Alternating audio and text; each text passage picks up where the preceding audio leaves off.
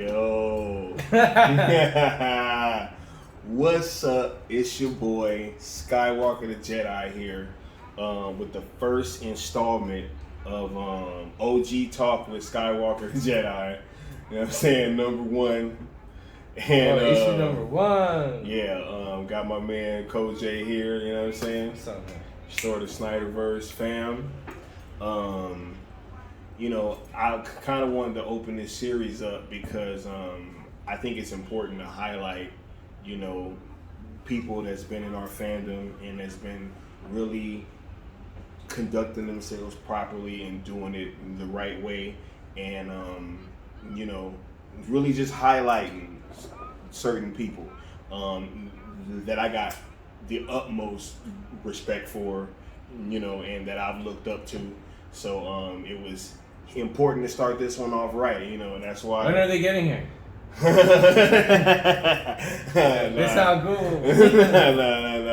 Nah. So it was important to start this off with somebody right. So, you know, it was only right that it was. That's too much, man. Hey, nah, man. That's nice, but you've been a pillar, you know, in what you do, and I got mad respect for it, you know.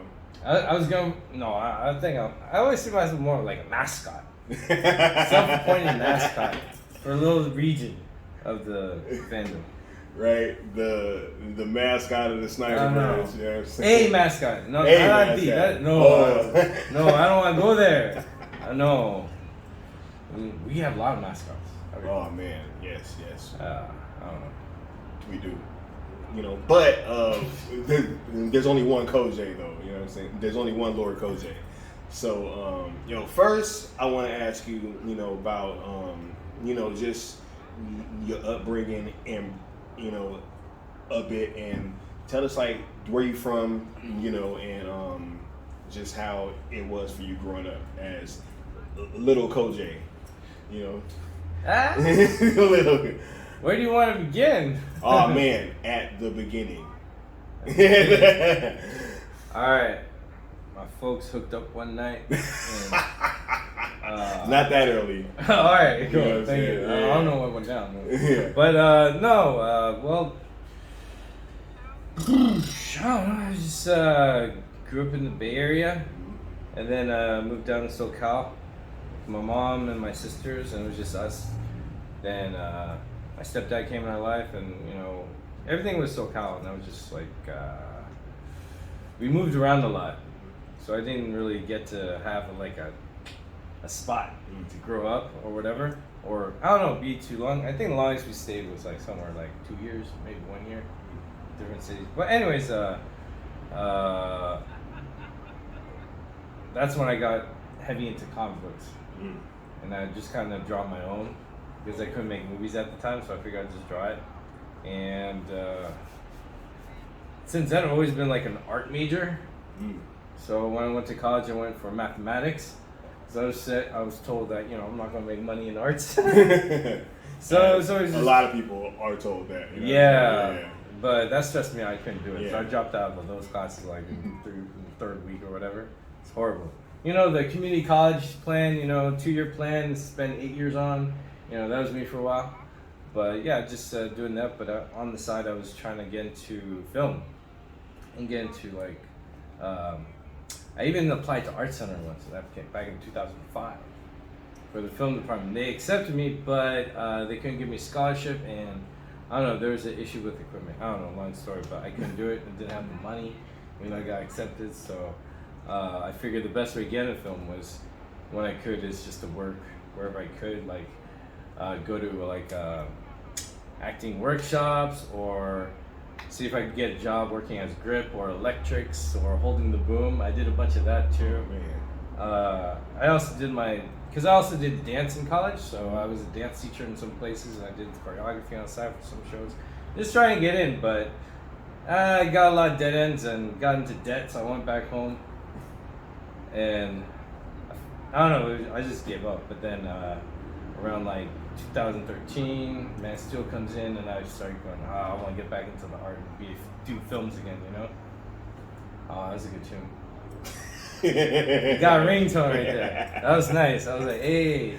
But yeah, then I've just been focusing on independent films right now, or work on my channel, and just like all the experiences I learned in small jobs I had in working in indie film and trying to get into industry. I just put that to my indie work I'm doing now, or work I'm doing for my channel, and I'm just trying to make my own art and content through my channels or whatever. I feel that's the best, like, fast forward through everything I could do. I feel that, man. But yeah, that's super dope. That you've got some history with this stuff, man, and like really being hands-on with it. Because I'm sure that gives you a much different perspective when it comes to like film and stuff. Yeah, I think. Okay, I don't know who likes him or not, but Quentin Tarantino, he has a great quote where it's like the best film school is make a movie on your own with no money. And because I think when you really work on like all this aspects of, it's like putting on a show, you know how to put the stage together, you know how the whole intricacies work, so you understand how a good working environment is. And where the frick was I going with? I totally spaced out. What's I talking about? Hey, it's all good though. It's all good. I just I feel like Where's it going with that? See, Quentin Tarantino had the story. Oh yeah. So, yeah. Like I think when you're in the field making film. Oh my goodness, man! Whoa, what's going on tonight? Dang! Hey, this is the second time. I'm gonna stop saying Quentin Tarantino. I'm just gonna stop saying Quentin Tarantino. A few moments later. Take two. Hey, that was the second fucking cup that I knocked over. that was the second one. But okay, so where were you going with the Quentin Tarantino thing? Yeah, before I ramble and forget everything, it's just that ringtone. It was a nice ringtone. But hey, it's all good. Technical difficulties. No, but the thing, I like that quote that you learn by being on the job, I think. And by not just being the director or the star, but being the crew. I think you learn a lot when you know how and what it takes to make a film. So you just get the whole picture. It's like, a painter knowing how to make their own paint, I think that's the best kind of film school on set, because you learn someone else's theory, but a lot of times that's subjective. So I don't know, I just like knowing how to do all the electric stuff when I do my own independent stuff, because it's just me. I feel capable and more confident in the creativity you can get in. So I think the more it's just, I love film, man, and all my experiences, even though I didn't get all rich or famous or get to even have a chance, I got enough knowledge to be happy doing it in the indies. So I have my own, my art can get out there through my channel, what I do. So I'm glad I have that, and that's what I'm going to do. And that's why I'm so happy doing my own thing. That's why these all haters, they can't phase us. Well, they can't phase me either, because I got my own stuff. So yeah, it's just empowering, and I love other filmmakers. That's the thing I like about Zack Snyder. When you look at how he works, he understands. He's like Guillermo del Toro and all these filmmakers who know, like, crew and actors. They know how to make everything work. That's why the film is so pure, or not pure, but it flows well. He has a strong, good narrative, and out of all the directors I like, I don't understand why Zack Snyder gets the unwarranted hate he gets. So I'm passionate about it because I'm a fan of his work. Man, the Snyderverse movies, they're the best. Damn, hands down. So, just like trying to, do my thing, and then, on the side, because there's a lot of waiting time, to get stuff done. But, or downtime, I should say. Yeah. And then, watch more film, watch who inspires you, and Zack Snyder's one of them. So I like Snyderverse because it's like, it's just it. We're gonna do we have so many podcasts of why it's so cool, but yeah, it's like just supporting any artist that you admire their work. Hopefully it's just like making sure that because everyone deserves to have like their work put out there. Absolutely. Eric Cut, Release the air cut. Yeah, and if everyone gets a fair treatment, then I think it'd just be better if everyone can put their stuff out there, you know? So I don't know, I just love film, and I like the filmmakers I like, and I just want to support everyone. Absolutely, absolutely. So yeah. What other filmmakers did you find yourself being like a big fan of when you were young? Like, really coming up? Not really a filmmaker, but I think Bruce Lee. Because, dude, because he was creative. He came up with some story concepts for his stuff, and then he directed Way of the Dragon, Return of the Dragon. So he's like, I think Bruce Lee. That's the Chuck Norris one, right? Yeah, the one that gave Chuck Norris a job. Oh yeah. When they fought in the Coliseum. Oh man. That was like a match. You just forgot the rest cat, of the movie. Oh my God. this. The cat is what got me. Like yeah. The whole little setup to them fighting. I love it. Incredible. But that's cool too because it's like in the westerns and stuff. Yeah. Oh, that was. But it was like a kung fu version of the westerns. You know how they're going to draw and then they got their ready to get the gun and there's like tumbleweed. That was like the car. Oh man, I love that stuff. But yeah, I'd say Bruce Lee. Really, the next director I think would be Jim Henson. Honestly, Jim Henson. And because a lot of directors are like, they have this extra creative side, like either cinematography or like Bruce Lee choreography and philosophy. Jim Henson, he could build puppets and then tell a story like that. So I guess I like a lot of intricate storytelling. Like what James Cameron does with Avatar, not just like. Hey, I feel don't allow like slander from Avatar. I don't allow it. There should be. I love that movie. That's great. It's brilliant. It's beautiful. Say what you will, a story or whatever, but see, I like how films are crafted. I want them crafted with technique and heart, and just. I don't know. Things are too commercial sometimes, and you feel which films are. Yeah. And we have plenty of podcasts about it. You know what I mean? But I like artists that are pure and then doing it for a good nature. And I feel Zack Snyder is one of them, and I think he deserves as much credit as like Guillermo del Toro or James Cameron or other directors I like. So. Absolutely. I think all directors should be for each other. Oh yeah. Which Zack movie do you think first kind of like really made you a fan? A fan of his work, right? Yes, absolutely. I would have to say Man of Steel. Because I was impressed with 300, and when I was watching Making of 300, he mentioned that he was going to be watching it, and I was like, then he caught my interest. Then I was waiting to see his work because 300 was my first Zack Snyder film. And I even loved the Owls movie. I like Owls a lot. And I thought Watchmen was a brilliant film. I was like, wow, this guy knows what he's doing. All right. Then when I heard he was doing Superman, I was so nervous. Oh yeah. I was so nervous. When I got in the theater, as soon as I heard the first the doom, I don't know, it's just I was sold. Just right there. All right. Don't woo me here on camera. I'm just playing. But it was just great from beginning to end. No, that's Hans Zimmer. He's fantastic too. Incredible. Yeah, it's just like, oh.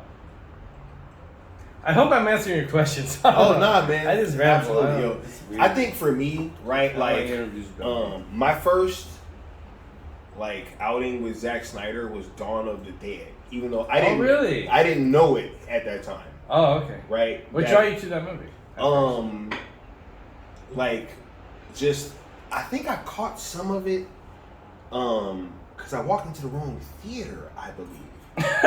Right, and then I was like, oh no, I have to come back and see this movie. Right, and then I went back and I saw it, and I was like, yo, this movie's wild. Right. Because I wasn't really into directors back then, right? Because I didn't know the importance of the director in a movie. I was pretty much still kind of going to go see stuff for who was in it, right? At that time. So then I saw 300, and I was like, yo, this movie is that movie changed my life, yo. Yeah. That was one of the first times where I was like, really just enthralled in like an action movie where it was like, you know, you know what I'm saying? Like that moved me, right? And then, going on to Watchmen, but even still, I'm not really like knowing who Zach is, but I'm a fan and didn't even know, right? And Watchmen was incredible. Loved that movie. And Man of Steel, and once Man of Steel hit, that's when I kind of realized, like, this guy is like really pumping on all cylinders, right? Like, and he is somebody who I can follow. And once BVS came out, it was over. Zach was the GOAT. Yeah. At that, no, it was just over. But I, being a fellow Snyder fan, like, I truly can see, just how you would kind of come to that point where it's like, this guy's incredible, and I just feel sorry for all y'all that don't get that, you know what I'm saying? But hey, more power to you. You know what I'm saying? After Man of Steel, right? How did you kind of feel going into BVS, right? With the whole lead up to that movie, right? Were you still like, in the know about what was going on behind the scenes and everything like that at that point? Not really, because I was nervous. Because it's like it's like I really thought that Man of Steel was like, oh, this is a gem. No one's making comic book movies like this at this level, and for the time, in the way it's done, it was so artsy too. I love that. So going into BVS was like, oh, I hope it's going to, I had that same nervousness, but also a little bit extra confidence because I think the cinematographer Man of Steel was the same guy who did Transformers: Dark of the Moon. A lot of handheld. Yeah. A lot of handheld. I think the whole film was handheld, which is interesting. I like that. That's a very indie thing to do. See, he does these little things. One thing I love about Zack Snyder, he does these little simple film storytelling techniques that are very basic, mixed in with all this over the top and very intricate special effects that are very high budget, but also he does like very indie filmmaking little tricks here and there, and I just love that because it's like, oh, it's a great idea, just the creativity, just I don't know, it's just great. But yeah, going into BVS, I thought it was gonna be great because cinematographer was saying Watchmen, Larry Fong, and I personally like a lot of still shots, dolly shots. Like I don't know if you've ever seen Johnny To films. He's a Hong Kong director. Almost all his films are like slow motion but on dolly tracks. It's like constantly moving slowly in some way. Oh, it's so crazy. And Larry Fong does that a lot, very well, very subtly. So I was very excited to see his cinematography added to like a sequel to Man of Steel, which is it's a sequel. We want another Henry Cavill Superman standalone film. That's without a doubt. Make Man of Tomorrow. That's what I was assuming it was gonna be. With Brainiac. Yeah. Oh. But yeah, BVS being the sequel, I was just like excited, hopeful, and it didn't really win me until the Martha moment. I was stressed out the whole time. I was like, dang, these guys are hating. Oh shit, oh man. Because I hated The Dark Knight Returns because I didn't like how negative Superman was. When I read that book, I was like, man, Superman, you're in the wrong. What's wrong with you? Hey. What's wrong with you? And then they duke it out. And BVS, what also won me of BVS is that Zack Snyder actually told parts of the, he was actually telling two stories. The Doomsday story, he was actually telling from the beginning. Yeah. That whole with in what is it? Some part in South Africa. The African. That's like a Doomsday kind of Lex Luthor story, Superman story. So it's really a Batman and Superman story. If you really watch it, it's so good. It's got all these layers. But what I was saying with the with going into it, I was glad to see that he kind of flipped the Dark Knight Returns to where Batman was in the wrong. It's like, what are you doing? Yeah. Superman's good. Da, da. It's like, Yeah. it's like, because I love Superman, and I felt like the Dark Knight Returns is a great graphic novel, but it's a very Superman's like negative version Yeah. of him, or Yeah. Superman's in the wrong. Yeah. And I just don't like seeing Superman in the wrong. Yeah. Unless he's broken, which we've seen in other stories. So it's really cool to see that Zack Snyder flipped it where Batman was in the wrong, Yeah. and Superman was essentially in the right the whole time. And then when they had the Martha moment, I fell in love with the movie. Because Oh my goodness. after, whatever you say about the Martha moment, some people need more life experiences. Yeah, In my facts. experience. Facts. Alright? And then you get it. It doesn't make clear sense. Alright, debunk that debate right there. After that moment, I really saw World's Finest born. Oh my goodness. Because, Superman was like, I'll trust you. And then Batman's like, yo, I want to win your respect. My bad. Yeah. It's like they have this bond growing. Facts. Superman, Batman, they're homies, they're brothers. And that's like, for this story to continue, because there was a big story laid out for us that we were supposed to get. We lost so much, man. The Cyborg movie, man, this still breaks my heart. Oh man. See, I don't know. I take this stuff really to heart. But anyways, Yeah, man. this is the beginning of that friendship of Batman and Superman. Yeah. So seeing them going on from this point was something I fell in love with, and I was like, dang, that was a whole hour of like a little Justice League episode. Yeah. A whole hour, because after that they had the warehouse scene, and then they had to fight Doomsday, and then there's the fallout of that. It's like, dang. It's like, oh, such a great film. And I was glad I finally got to see the Ultimate Edition in the theater experience. Oh. What? No, because they brought Ultimate Edition of BVS back for a month. But I missed it, but I went to the Snyder's screening event at Art Center. Oh, yeah, the one that I I missed because I had to work. Oh. But yeah, you didn't. A lot of us didn't know who anyone was there. I feel the pain though. I feel the pain. I've been there for other things too. That would be like me, like just casually dropping. Yeah, I saw the Snyder Cut in the theater. What? I didn't just casually drop it. I'm on the videos there. I'm just joking. Don't do that to me, man. I'm joking, man. I'm sensitive. Nah, Koj been here a long. Koj been in the fandom a long time, y'all. That's why. You know what I'm saying? It was only right to have him here, right, with OG talking with Skiiwalker. Too kind. Now, okay. So obviously going into BVS, right, we're all riding the high of like Man of Steel, right? And I was, hell yeah. right. I think that I was at a point where I was like, yo, this is about to be the greatest movie of all time. Literally, the Comic-Con trailer for that movie, I believe, is the greatest trailer ever released. That was fire, man. I watched believe, that a lot. I really believe that thing made me cry the first time that I saw it. Literally, I was next to my brother and I started crying. Dang, man. Right? That's deep. The 3-minute, 40-second trailer.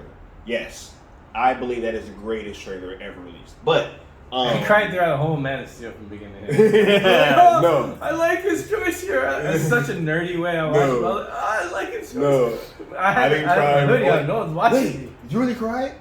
Man of Steel? Yeah. Yeah, the whole freaking Oh time. my I was God. a mess. Oh man. No, 2012 was a hard time for me, man. Okay. So Okay. that I movie, understand.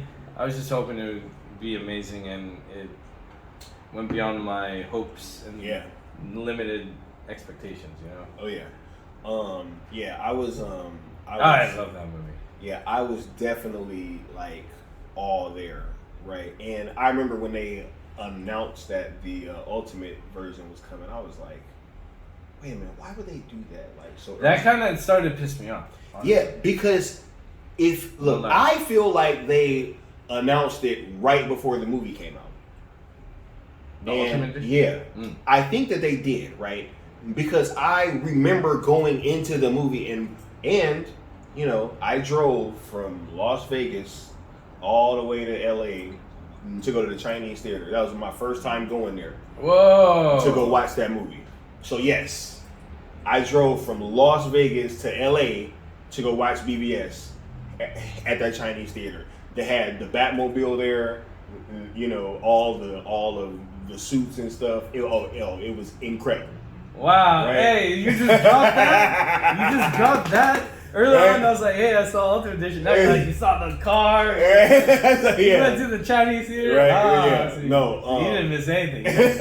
You're actually ahead of the game. I'm behind you. Dang, that's ugly. No, but it was incredible, right? But I remember going into that already knowing that there was going to be this longer version, so it was just a little weird for me, right? But at that same time, though, I loved the theatrical version. I saw it like 5 times in theaters. I felt it didn't have enough Superman. That bothered me more times than I saw it. But it was on the Ultimate Edition. Yeah, so right. Good. And it's funny because people's complaint was that movie was a Batman movie, but the ultimate edition turned it into. I feel like it's a Superman movie now. I really felt like Superman's arc, kind of overpowered Batman's arc throughout that movie. Honestly, in the director's cut, right? Honestly, I agree with you because honestly, this whole thing I feel is this. It's a tale of two things. I don't know. Someone did. I don't know. Some guy stuck on my tooth, and I was like, I was Twitter pated. I don't know. Where is that from? Oh, it's Bambi. Okay, I'm all over the place. No, the thing is, like, it's a Superman story, these 3 films, but also it's like a DC Comics story. Absolutely. Because we see the introduction of Superman. He used the first one in, 1938? And 1939, who came next? Batman. And the next year was Wonder Woman.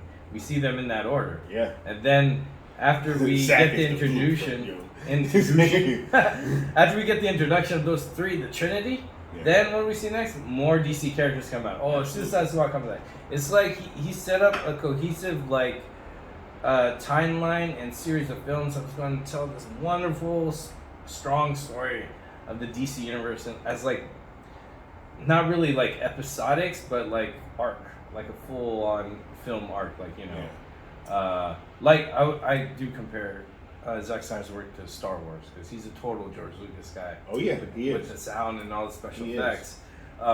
And George Rebel Lucas, Moon. Yeah. Oh yeah, that's gonna be good. But yeah, like Star Wars traditionally has a strong episode 1 to 6. It's like each one is meaningful. Like one really carries the torch of the previous film.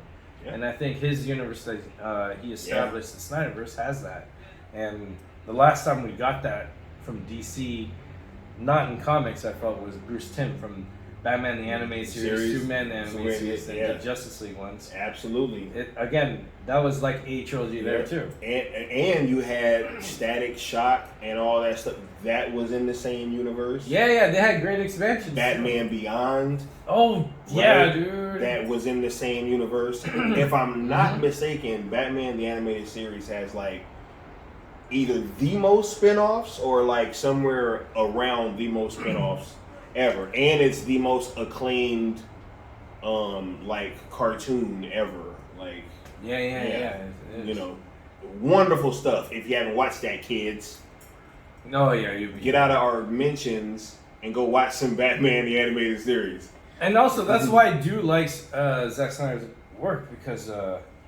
I'm just answering. You didn't even ask me a question. I'm like, no, because a lot of Bruce Timm's work in all the anime movie stuff, Zack Snyder did. Like Superman being hit into boom, that little vault. Yeah. It's it looked like a vault that Army of Dead people breaking, of course. But anyways, he's hit that shot that they ripped off in WandaVision. I didn't see WandaVision. Oh, I don't know. They I heard about ripped that shot off. Yeah, I hear a lot of people rip off a lot. But yeah, he had that thing. He hit that just like Superman hit it, and when Superman was fighting Shazam and Bruce Timm's Justice League Unlimited, I think it's Unlimited, and it's just he has that same energy that we see in animation that we never got in movies. Absolutely. And he goes there unapologetically and very well. Yes. It's that's what we want, The universe was exploding under Zack Snyder. Yeah, and it was strong and cohesive. Yes, there was all these characters being introduced, and we were on a path to greatness. Right? But I just think, when you kind of look at what's played out this whole time, from BVS going into that movie and coming out of that movie, in terms of the response, I think we were in two separate worlds, right? Because the reaction to BVS was much different than what I felt like, I saw. In terms of I was surprised versus too. what the general audience seemed to have saw, right? It's mostly the critics that I saw. Yeah, it is really. it definitely was the critics. Because I saw BVS 5 times in the theaters. Same. I saw Man of Steel 10 times in the theaters. So let's rank that one. Hey, I love it. But yeah, not cheap though. 4 of them were at a dollar theater, so I saved my pocket. But Hey, still, shout out to the dollar theaters. You know no, what I'm but it's saying? cool. The last time Shout I out saw, to the dollar theaters. yeah, man, I appreciate y'all tuning. So the last time I saw Man of Steel at the dollar theater, it was like I was just surrounded by a bunch of senior citizens. Oh yeah. Like, I guess they had an outing and they went there. I took note of that because it was handheld. It's a very shaky film, So I was like, I was wondering if they enjoy New Superman. And you know what? When that film was done, everyone gave it an applause. Oh yeah. It got an applause. And that was towards the end on I think it was on its last 2 weeks in cinemas. And it got an applause from our, our elders, Yeah. our elder citizens. And I was like, wow. That convinced me that, the critics are definitely on something else. Because if all those people enjoyed it and thought it was beautiful, because I even heard the chatter, they liked it. Yeah. And, so I'm like, wow, this is a good film then. Yeah. I mean, that sold it to me. When I saw That was another, of course, I love it. But Absolutely. I like seeing how many other people really do like it. And that's why I got so excited by Comic-Con when I was there handing out flyers. Mm-hmm. I got to see person to person with, people who casual, definitely not on Twitter. Yeah. A lot of them love Zack Snyder's work. Yeah. And they were excited to hear more about, the Snyder Cut. And man, Oh yeah. when I see other people that I don't expect love this stuff, and then I see that there's so much more of them, I'm like, hey, that's cool. There's just a bunch of bullies who don't like him. Oh yeah, right. Yeah, because you would think that nobody likes Zack Snyder, right? Judging by Twitter, right? But yeah, a lot of people like BVS, man. Yeah. Look, I was at the Chinese theater. It's the biggest theater in Southern California. All right, it's about 1,000 people. You know what I'm saying? It's a huge theater. Okay. How's that screen? Oh my, IMAX is It's incredible. It's incredible, right? I was just watching Doctor Strange and the Multiverse of Madness there, and Kevin Feige popped out, right? You know what I'm saying? Like Kevin Feige, Sam Raimi. No, it's an incredible theater, right? So, I'm in there, opening night, it's packed. There wasn't a seat unfilled, right? And it got, when Wonder Woman came on screen, that is one of the loudest reactions. Oh, dude, that was right. Because that's a Yo, that was boss. She showed up. It's like, if you watch pro wrestling, you gotta reveal it. It's like, so-and-so's here. It's fire, because then, we've been wanting Wonder Woman on screen for so long, and we get her at her saving strongest, Batman's life, saving everybody's life, man, against Doomsday. Oh. And then that music kicks in. Oh no, crowd went insane, right? And yes, at the end, got a standing ovation, right? Oh my goodness! And while I was walking out, I was asking the ushers. I'm like, hey, like, what's the reaction been? Because I think that I was at the 10 o'clock show, right? So, and even that one was packed, right? So, and I'm like, yo, what's the reaction been all day? It's like, yo, everybody is going nuts. They're loving this movie. And then I walked out, I had to stand off of the internet for like that whole week. And I went on the internet and saw how everybody was just trashing it, and I was like, yo, how did we watch the same movie? Like, it seemed like we didn't even watch the same movie, you know. But I felt the vibe back then. There were a lot of hate watchers watching it with us. You know what I mean? Yeah. Because, yeah, you could tell them who they are in the theater. Yeah. It's like, some of them won't shut up, man. They're just nitpicky at everything. So it's like the whole manufactured thing with, like, you know, the bad press he gets, like, you know, whatever critics, this one and that. It never bothered me because usually artists are misunderstood in their time. Time. And it's later that they're appreciated. I wouldn't be surprised if it's hard being first, man. You know? It's hard being first. But and the thing with art, what is first? It's who you are. If you're doing stuff that's always someone else's work, it's not you. You're repeating a pattern. But if you stick true to yourself, no one else can be you, then you are a first. You know what I mean? Absolutely. So more artists like Zack Snyder, we need. And whenever there's someone like him or whatever, I don't know. Sometimes it's always downplayed. Or Zach was the only person at WB saying we do not need to copy Marvel. That's what we need. Because we have Marvel for Marvel. And he was absolutely right. Yeah. He was absolutely right. We didn't need to copy Marvel. And because I love that. Here's the thing. I thought Warner Brothers were down with like doing their own thing, you know, because they're kind of doing Harry Potter at their own, not competing with anyone else, I don't think. And you know, they did like stuff like V for Vendetta. They put some stuff out that I thought was like, hey, you know. Oh, absolutely. But then, the whole like trying to be the other guy is like weird. But I think they just wanted their fans buying their cookies. I don't know. Buying their cookies. Well, that's stupid. Yeah, you know, around that time, man, you know, it was pretty crazy. That's when everything started bubbling, right? It was 2016 when BVS came out.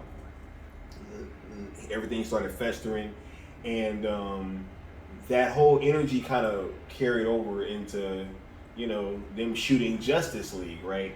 So, you know. Oh, yeah, but also they had the confidence of chopping up Ayer's film, and that was a success. So. Remember, that was before. So that was the first bad move. That was the first biggest red flag. Yeah. That I was worried at, but I thought it was just for that film. You know, I didn't think it would carry over to other films. You know. Yeah, I didn't. I mean, look, I was wondering if that gave them the confidence, like, hey, you can shoot whatever, but we'll reshoot it and make more of a success that we want.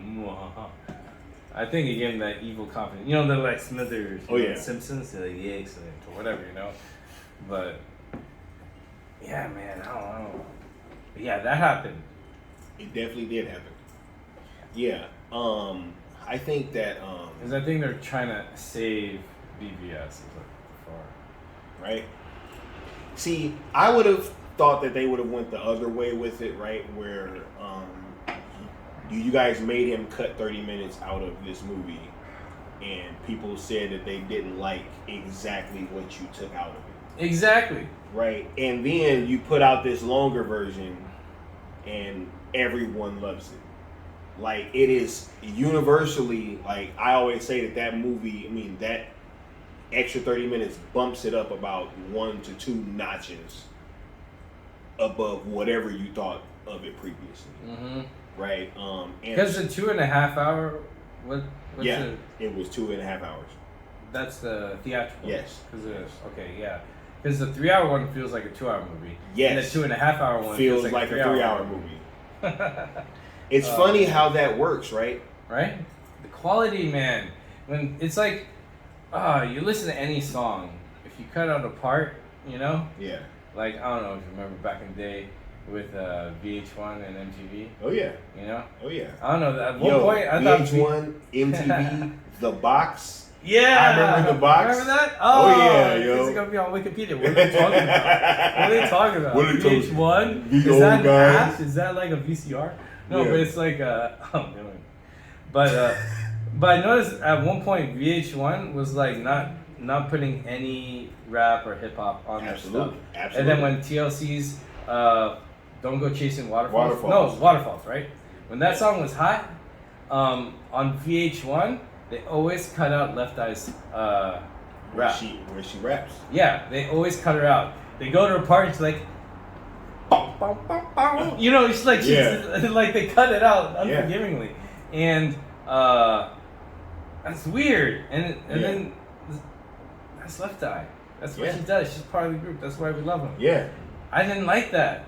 Yeah. It's so when you take out parts to a film that's so crafted to such detail, like this, you know, it's all crafted, it holds well, you know. Take parts out of it, it's not gonna do the thing anymore. Absolutely. It's not gonna, like, you know, don't go messing waterfalls, man. Absolutely, Let waterfalls do the song, man. So don't go chasing waterfalls. Yeah, and just stick to the rivers and the lakes that you used to. Yes. Oh, wait, was TLC under Warner Brothers label? If so, then double shame on them. I don't know if they were Interscope or whatever, but hey, someone check it out. That might be a deep cut. Yeah, but it's double cut, yo. There you go. TLC, just, you know, TLC's the red print, you know, from that album. Oh yeah. TLC's the blueprint. TLC. Hell yeah. But yeah, it's like the same thing. You cut out an integral part of any song or story. What you get is just the motivations for one of the main characters is what they removed. Mm-hmm. Right. Right. You know. It's like that's just hard. It just shows that they don't care about the quality. Absolutely. And we watch movies for directors, for actors, absolutely, for, you know, whatever. So yeah, who's trying to change the recipe? You know? We don't watch movies for execs. Yeah, that's true. Yes, we don't watch movies for execs. Right? No, we don't. No, it's like, man. We watch for the creatives. Definitely, that's where we go. That's why we buy albums, because it's made by so and so. You know, that's where we see a painting painted by so and so. People, it's just like, I think because visual arts with video is integrated so commercially, you know, with like graphics on the news or, you know, advertising on commercials, that, you know, commercialism and business side bleeds a little bit and it hurts the art, and then it's not a film anymore. It's just like, I don't even know. You know, I really think that they tried to take the MCU approach in more ways than one by saying, hey, we're just gonna go super hands-on, right? Because, hey, they have people that are, you know, they craft their movies for them and they, you know, present them to the directors and everything, and then they just go make whatever we tell them to make. But, you know, at that same time, you know, you can't have two entities that are doing the exact same thing. One has to innovate. If you are not innovating, you will be left behind. And that is exactly what happened, right? So going into Justice League, right? Where were you at headspace wise? This is after the reaction to BVS, right? Were you hearing about the rumblings that, the problems that Justice League was going through, and did you believe them?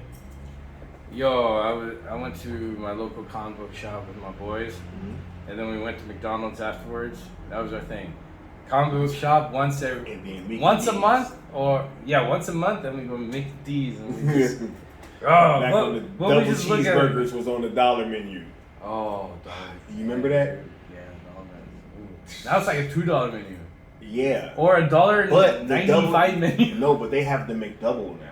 And that's on the little cheaper menu. Really? It ain't even $1. It ain't even a double cheeseburger. Oh. They don't give you 2 slices of cheese anymore. It's just one. One slice. But 2 patties. Oh dang. It's kind of whack. Dang, man. I've been messing with Del Taco recently. Hey, I like Del Taco. Del Taco's dope. The grilled chicken soft tacos Well, they have more vegetarian options when I'm not for my cheat days. And those chicken rollers. Oh my goodness. Oh, I remember the ranch rollers. Oh, they're fried. Oh shit! All right. Okay, but what the hell was that? No, look. With like after the reaction to Oh yeah, BBS, right? okay, yeah. When me and my boys, I went to McDonald's and I was chilling with them, and we were just checking stuff on the phone. That's when I found out that Snyder exited, and then they brought on Joss Whedon or whatever, or the Joss Whedon news. As soon as I heard that, I was like, oh. One of my buddies is a DC guy. One dude is a MCU guy. Nothing wrong with being an MCU guy. Hey, I just have a problem with him. Right. He's just too like MCU's the best, and he just talks smack on anything not MCU, even manga. I was like, dang dog, you know no mercy. It's like, anyways, so he was like excited, but I was like, no. So it's like, oh man, this is not right. It's like you can't. Again, you can't change chefs. You can't change artists on the album. It's like, especially not someone with such a vastly different style. Vastly different, man. Like, there's some that you can kind of get.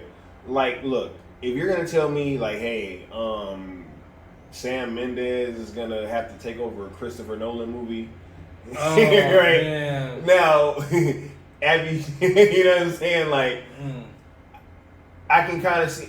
All right, if he just has the structure, maybe he can land the plane.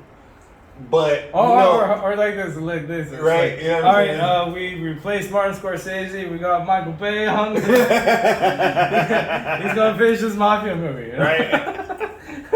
But there's no violence, right? You know. But somehow there's explosion. Yeah, that was definitely crazy. But wait, you had more about the where you were headspace wise? Oh yeah, yeah. Thank you. Headspace wise, no hopes, because you can't. You just can't. Okay, because also personally, this is funny. I used to work at NYFA, New York Film Academy, with the students, and I was like a hire on for extra help for crew and all that. But one of them was my buddies, so I just kind of helped all his films. And one of their films had like a little problem with saving the final cut. So it's like his film is like due for the premiere like a day. And whoever was responsible of the footage lost the final cut. So he was like, I was like, oh no, we gotta put it all together. You know all your shots. Yeah, but he was so angry. He was like, since you ruined it, you have to put my movie together. I was like, he does not know your storyboards. And I suspect that there was some foul play, like there was some jealousy going on, like losing it was on purpose or something. Yeah. Because when it was put together. But that's just speculation. Yeah. And but when it was put together, it was not put together well. Yeah. The sound was off sync. It was like not even the right shots or the flow. Yeah. But the guy was like, I just turned it on. I was over it. So the director of his own work, granted it's just for school, but still it's your work. Yeah. He was just over it. But that's him. You know. Yeah. He's like, all right, you ruined my thing. It's done. But if I was in his shoes, that would be very offensive, and I would just. But everyone's a different director. Yeah. Everyone's a different storyteller. But for me, I was like, that's my work. That's my thing. I put my heart and soul into it. You know what I mean? And then it's just ruined. It's like, I can't do it. And I feel like Zack Snyder and a lot of directors are like that. Like, that's a baby. And some directors are like, it's whatever. Because, maybe it is just an assignment. Right? You know? Yeah. That's how you look at it. But then again, we all invest different things into this. But it's art. That's what it is. Absolutely. And Zack Snyder's the type of person that invests a lot into it. That's the type of person I want to see make these DC films. Yeah. And that's what I'm investing in. And somebody that's going to go that extra mile. Yeah. You know? I mean, everyone goes extra miles in different ways. I like how he goes in. Because I feel he does it in very, like 80s action hero, like... Conan the Barbarian, RoboCop, like they're very but there's like a little heart and craft to it. They're very gruesome, right? Yeah. But they're Starship Troopers. I actually really like that one too. Oh yeah. Yeah. All right, no comment. Oh! I'm just playing. No, that's a wild movie. I like Michael Ironside in that a lot. Do it, Rico. He's awesome. He's awesome. You know what? I just don't like that certain girl. You know, and the fight thing, she got on my nerves, man. I was like, why you make that call, girl? Oh, no. Yeah. But that's a brilliantly well crafted film, too. The only good bug is a dead bug. Universally understood. Yeah. But yeah, it's just like, I forgot where I was going with that, as usual. Right. But, yeah, just like those type of directors, and that's the kind of stuff I like. Yeah, I totally forgot where I was going with that. I would say like when it comes to Zach, I just love how layered his movies are, and how much. Oh yeah, that's the thing. And yeah, keep going. And how much of like you see, because he has a very visually striking style, right? And why else? I mean, why else not would you want somebody with a visually striking style that can make layered movies, making comic book films, right? With because that's what comics are when you look at the page. Exactly. Right, which is why I think his stuff translates so well and resonates with so many people. You know. Hell yeah! Which brings me to the point I was saying with my friends thing, because I felt my friend was a really good. Oh, they still are great. He just had a really specific style that only he could know. Yeah. Someone else doing it, it's definitely not going to be there if someone else does it. So when I was going to Justice League, I knew someone else worked on it. Yeah. Finished it. Right. Mutilated it as a What was one of the terms that they used? He said, that Joss Whedon was just he was just finishing up. Something like that, like just a little sprinkle, right? That's the vibe I got. It's just, it's no. But we should have known better when Ray got up there with the I Heart Zack Snyder shirt, because that was a message. That was a message. That was a message. That was a huge message. Looking back, that's foretelling. Hindsight. Yeah, but just knowing that on principle, someone else can't finish someone else's story. Like you can't tell my story. I can't tell your story. You can't. And it's going to be a lie if someone else does it. Absolutely. You know what I mean? That's not art. Fiction or nonfiction, there's sincere work we put into it. So. Yeah. See, I was on the totally opposite end of the spectrum than you are. Yeah, going into the movie, I had a shot, and in 3 years, I was gone. I did not. I didn't believe anything. I didn't believe any of that stuff. When it was like, hey, they're gonna reshoot. John Schnepp came out and just told us the actual truth, but I didn't want to listen at that time. He was like, they're gonna reshoot, re-edit, rewrite. You know what I'm saying? He's like, hey, you don't bring on a new music guy, right?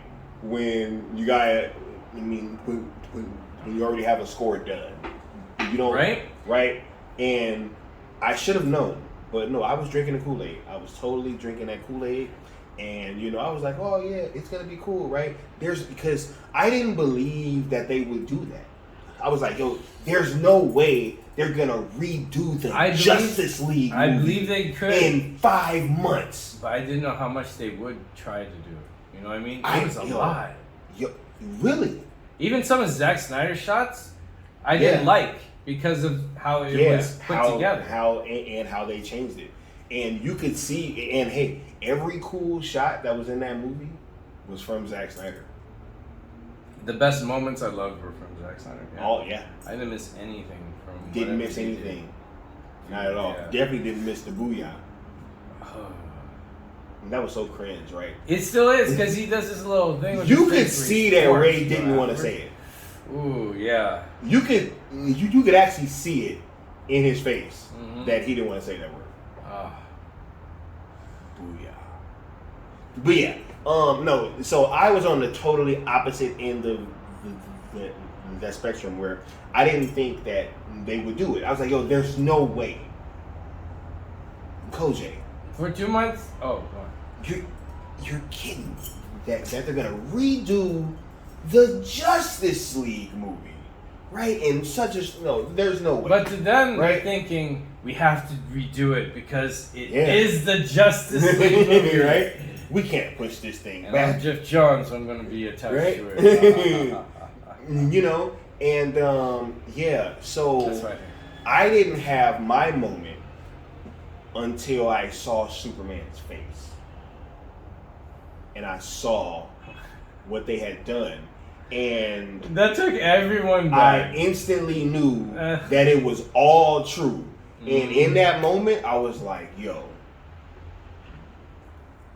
buckle up, because this is not Zach's movie. Like, whatever you about to see, I was in shock. I didn't this have is any not thought. Zach's movie. I was in shock, man. I didn't have any thought until he chuckled. And when he chuckled, it looked like the most fakest chuckle. Yo, he just went back. When because I was sitting there and I was looking, I was like, yo, is something wrong with his face? Right? Dude, And I thought a tire I ran over couldn't his tell at first if it was just me, right? Because Uh-huh. I'm thinking like, wait, that old uncanny valley. I'm like, something looks weird about Super. And then he I'm like, oh wow. I was like, yo, it's all true. Look, they're popping fireworks. Guess they're celebrating the Warner Brothers Discovery merger. So look, I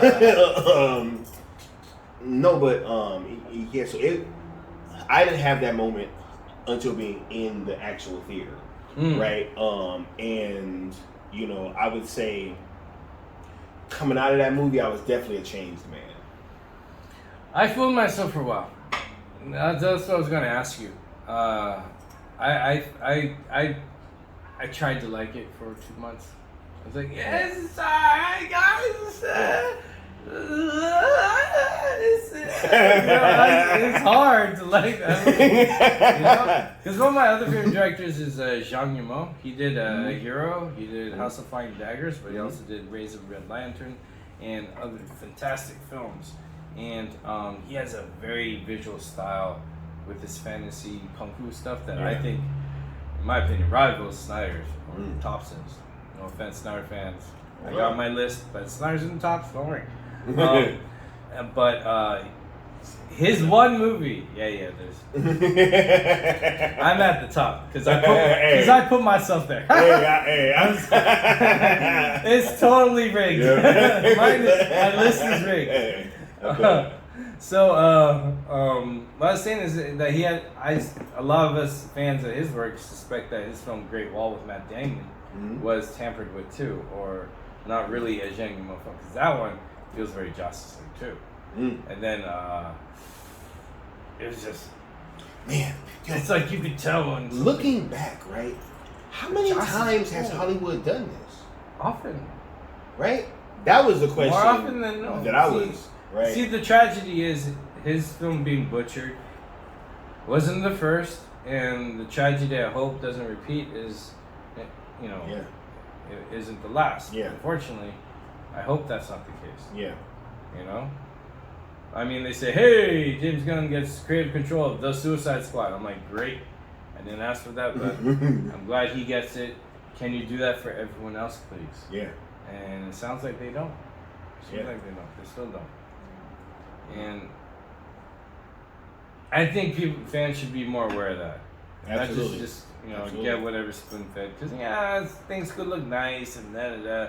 But we should aim for quality, not quantity. But hey, yes. Everyone's different though. Some people like I said, give me anything. Yeah. Batman. I like those with a dog on ice skates. Those Snyder steaks versus those Hamada burgers. Oh, Hamada burgers. No, man. No. Say no to Hamada burgers. Right. No.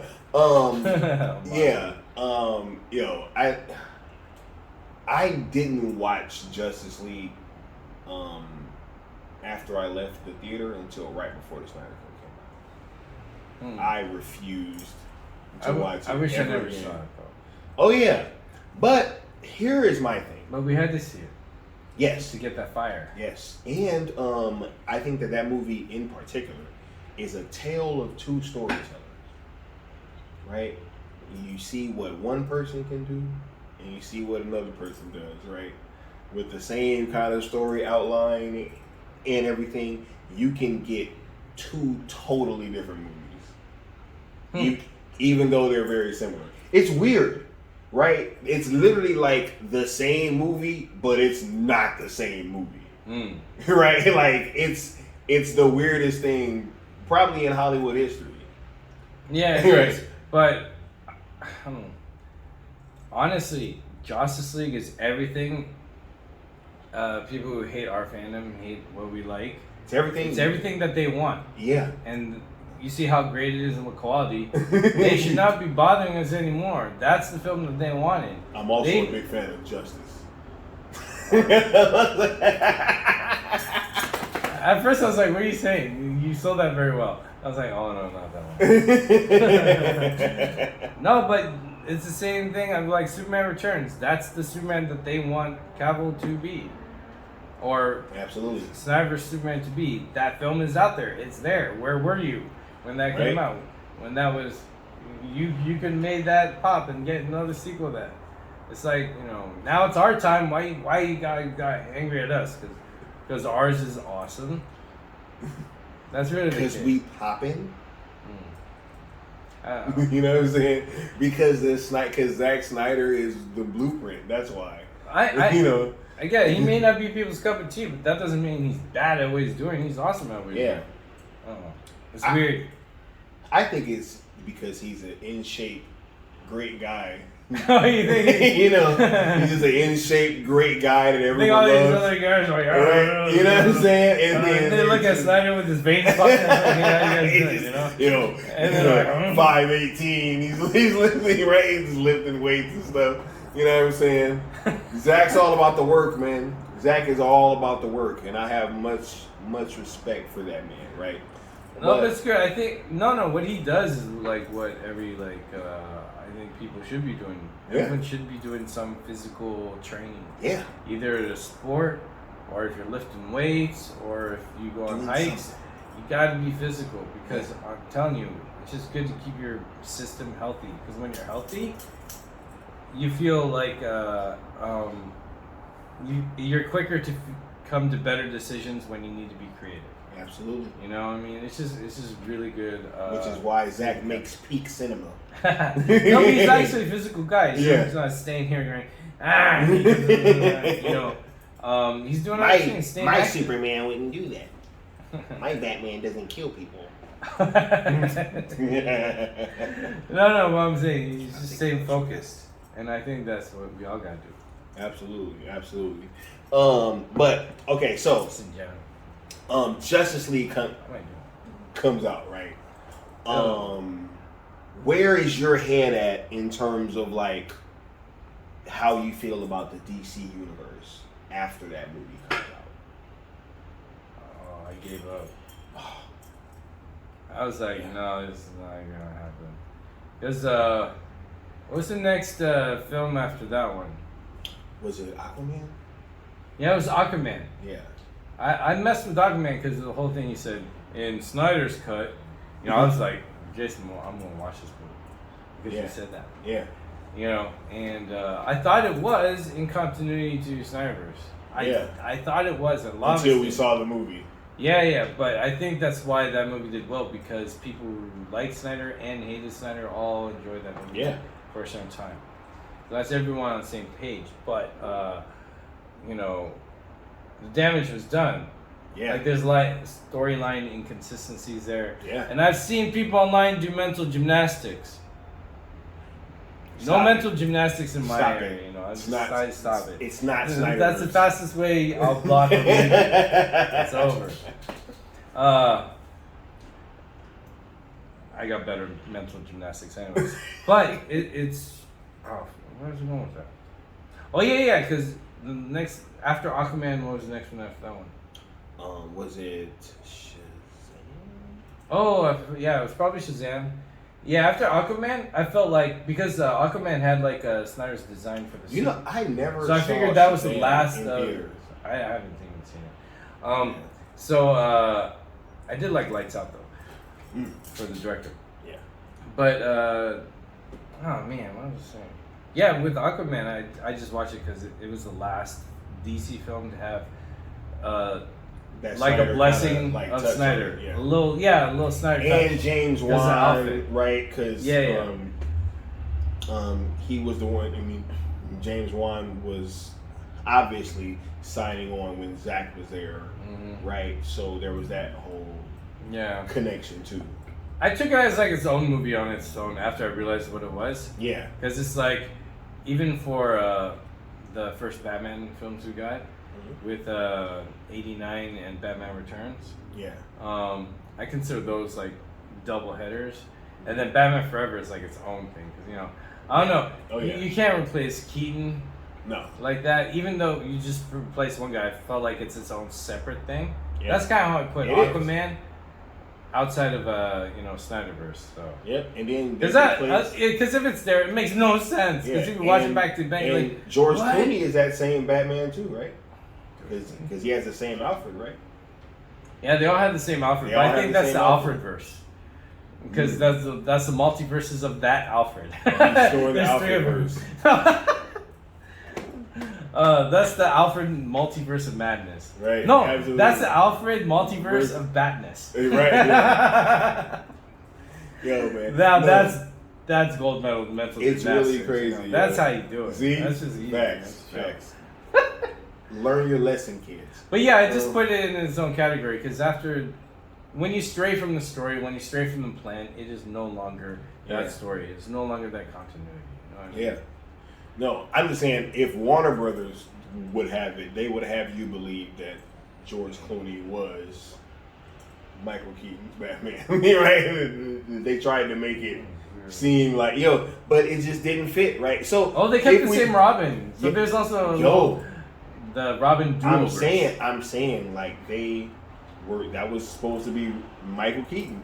They wanted you to believe that, Jose, that George Clooney going up against Arnold Schwarzenegger with all of his ice puns, right? Was the same. Warner Brothers has been messing up since back then. They have. We just really didn't even.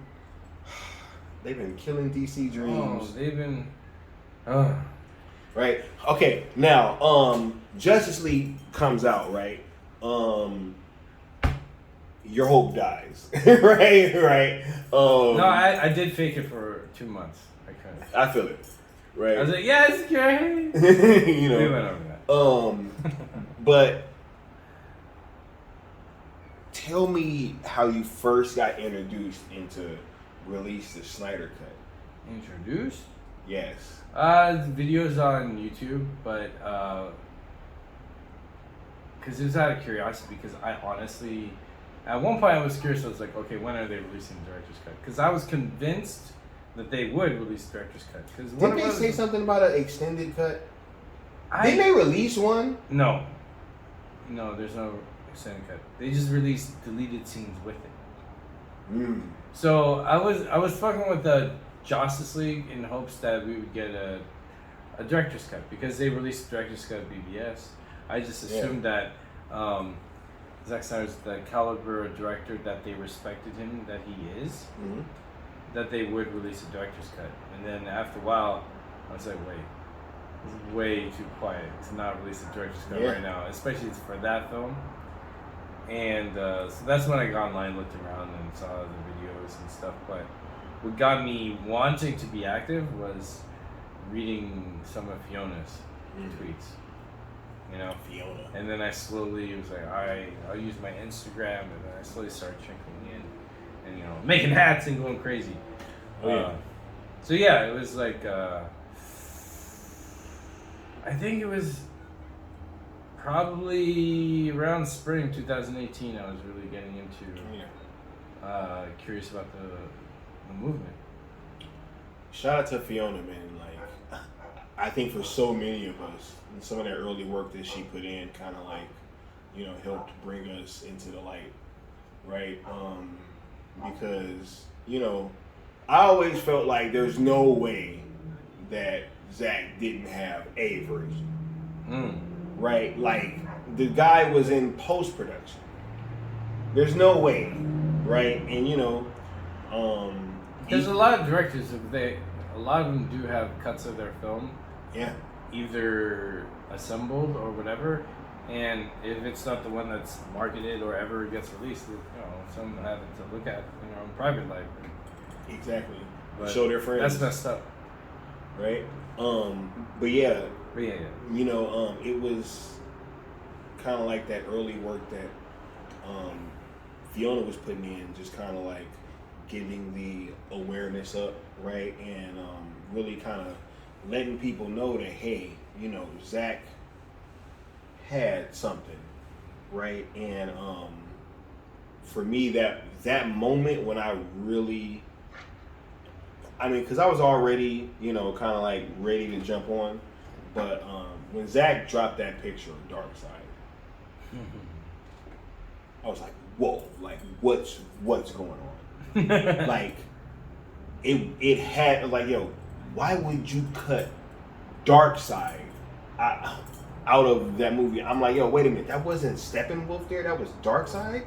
And I was like, yo, you know, no, we have to, no, this has to happen. Like, I need this, you know. And then, all right, so you you know, release the Snyder Cut, right? And you start to get engaged, right? With it. What do you think? Oh no, what were those early days like for you in the fandom? At first it felt like an outsider, just, you know, I released Snyder Cut. Yeah. And at the time I was working on my channel, so I was working on how to voice myself. So then it kind of helped me with voicing myself because I had something to voice about. Yeah. So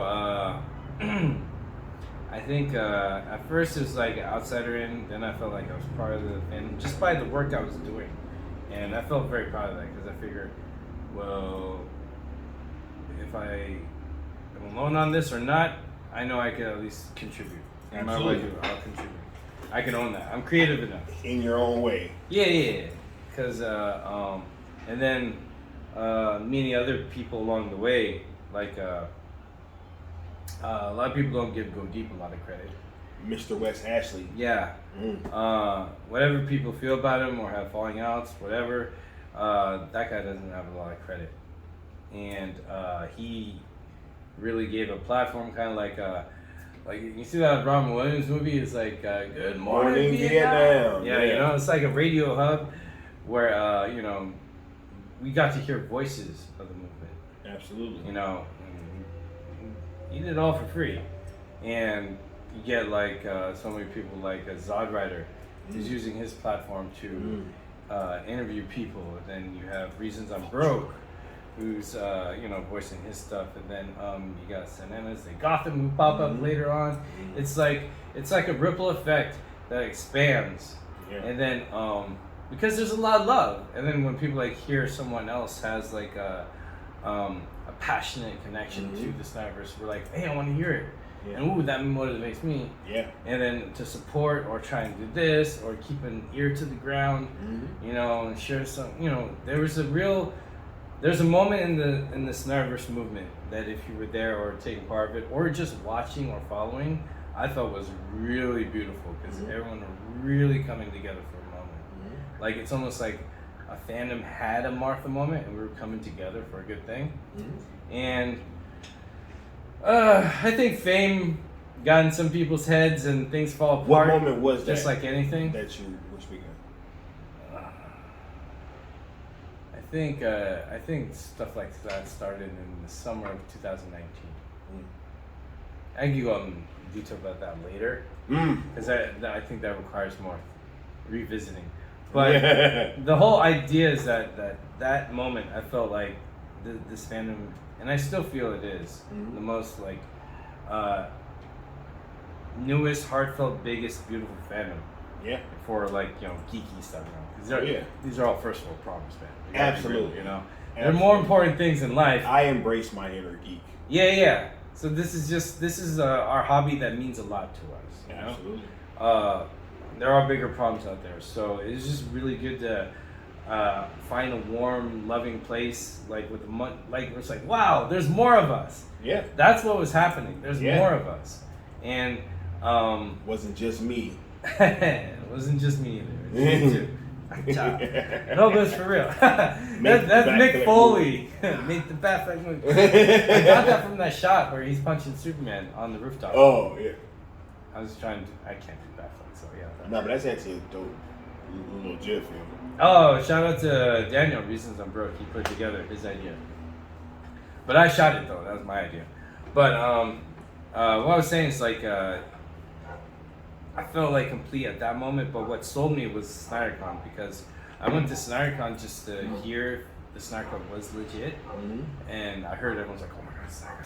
Because I was in the back of the line, you know. I had to go to the restroom, man. Yeah. You know, so everyone's all lined up, so I saw them towards the end. But at that point, you know, I didn't need to ask them because I was gonna ask them, you know, it's like, so hey, is the Snyder Cut real? Do you need it out? But I heard that someone else confirmed it early, so I was like, oh wow, so I was just happy. But before that, the whole Snyder Cut, I just want to see if this, because I never met Zack Snyder before. Yeah. And if you go to a screening event or a director's screen event, your chances are to see a director. That's why I pay to go there to see some director or some photographer, just to hear them, listen to brain, so I can learn. Yeah. You know, on what to do with my craft. You know, because you know, art's a very learning thing. You give to other people to inspire, so they can create something original to give someone else back. It's a beautiful call and response. So, anyways, I went there to see if Zack Snyder's a legit artist. If he's really passionate about his vision, then I'll be like, you know what, if he is, then I'm gonna fight for that because I want every director to be able to get their voice heard. You know what I mean? That's dope. Or every artist. So Zack Snyder proved to me at SnyderCon that he's passionate about his work. That's really what sold it. I was going there to see if he wasn't fake. Oh. So in a way, not to sound Bob, because you know, seriously, you meet idols and then they're not great. I feel it. Usually, sometimes you see you know what I mean? You end up getting let down. Yeah, usually. You see, if Snyder was like that, I'm like, yo, I'm not gonna bother with Snyder Cut. Yeah. But he was a chill dude, and I could tell he was sincere with wherever he was to get what he felt was right. Absolutely. You know, and after that, I was gung ho for sure. Okay. And everything else has been like, what could I creatively do on my end to help? And at times, people were like inviting me to collab, and cool. I always collab if I can, and then but if not, I don't have anything to do. I'll do what I can. I feel so. That's how I've always been ever since. I still am. Nothing's changed. Nothing's changed. I feel it. Too. Except some friends are friends, some friends are not friends. That's all.